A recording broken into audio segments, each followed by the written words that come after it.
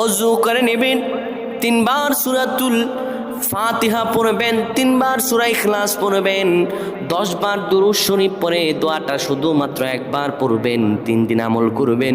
আমার আল্লাহ আপনার মনের আশাগুলো কবুল করে দিবেন। পরীক্ষিত আমল এটি। দোয়াটি হলো ইয়া রহিমাল মাসাকিন, ইয়া রহিমাল মাসাকিন, ইয়া রহিমাল মাসাকিন। এই দোয়াটা যদি আপনি পড়তে পারেন, আমার আল্লাহ রাব্বুল আলামিন আপনার দোয়াগুলো কবুল করে দিবেন। এটি 100% পরীক্ষিত আমল। এটি দোয়া কবুল হওয়ার আমল। আল্লাহ রাব্বুল আলামিন যেন আমাদেরকে আমলগুলো করার তৌফিক দান করেন। আমিন।